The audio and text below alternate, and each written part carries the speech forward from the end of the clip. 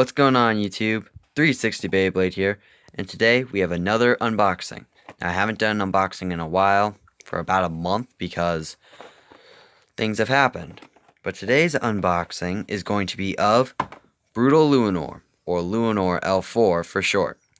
Now, this is pretty much a new type of bay called a Turbo Bay, and I don't exactly know what to think of it, because Hasbro has decided to go completely backwards against Takara Tomy and focus more on this new Sling Shock ability instead of what the Turbo Bays should really have, and that is metal. Now, I'd be fine if the other bays didn't get metal, but the thing is, every other Luinor member has had metal before him, so to get a Luinor without metal, it's a little unheard of. So, let's get to Luinor's stats. Now, to start off, Luinor's attack stat is 6. His burst rate is 4. As you guys can see, his defense is nothing. It's 0. His weight is 4. His agility is 9. And his stamina is 1. And then, as you can see down here, we have his Sling Shock. And it gives us a little picture of what the Sling Shock will look like. So it seems like the plastic around this rubber moves down, giving it more of an attack feature. I don't know what to really think of it. But it's got a Sling Shock rate of 4. And my camera needs to focus. And that's gonna be it for Luinor stats.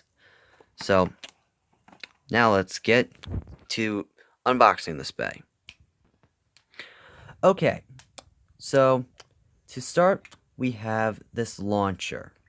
Now this launcher, it's hollow. I honestly thought Hasbro did a better job with their Evolution launchers, because even though they were a block, you got a pretty decent amount of use out of them.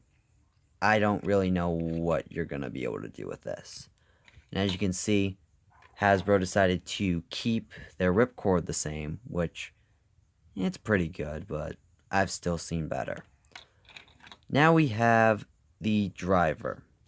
Now this driver is supposed to be Lost Luinor's driver, but instead of being plastic here, it's supposed to have rubber. But Hasbro decided to change it up and only give it that imprint of Luinor's first driver.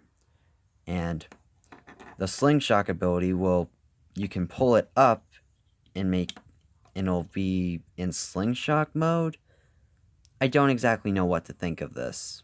I honestly think it's just a cheap gimmick to make more money. But now we have our Forge Disc.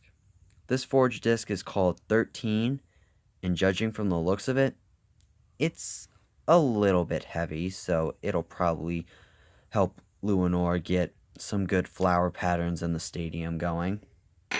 And now we have our God Layer. Now, as you guys can see, there is no metal at all. It's all plastic.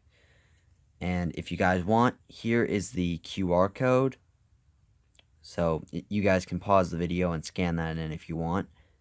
And before I go back and talk about the front, it seems like Hasbro might be making the level chips, because it's got the little hole where the level chip would go in. Now, I don't have a level chip on me, but if I did, it would make it so that Brutal Luinor would be held together way better than what it would be if I were to put it together right now. Now, the last part about this God Layer is that it's now got 5 heads on it, where Nightmare Luinor had 4 and Lost Luinor had 2. As you can see, it's got the gold head in the center, and then these 4 other heads on the outside. So, kind of an odd God Layer. It feels a lot different without the metal. But let's put this bay together.